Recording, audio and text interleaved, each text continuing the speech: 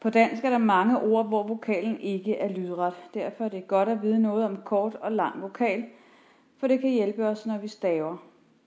Du kender vokalerne, og når vi skal afgøre, om et ord har kort eller lang vokal, så skal vi bruge vores ører. Vi skal lytte for at høre, om vokalen er lang eller kort.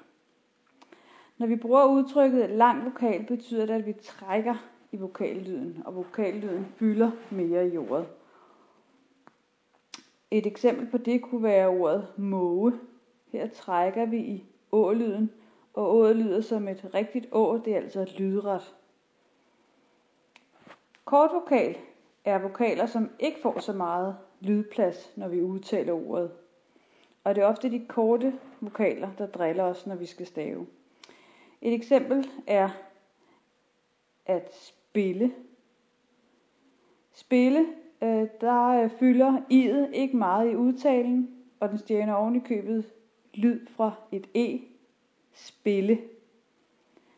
Vokalen er altså ikke lydret, og i lyder som e. Altså, lang vokal er ofte lydret og let at stave. Kort vokal er ofte ikke lydret og svær at stave. Det skal vi være opmærksom på.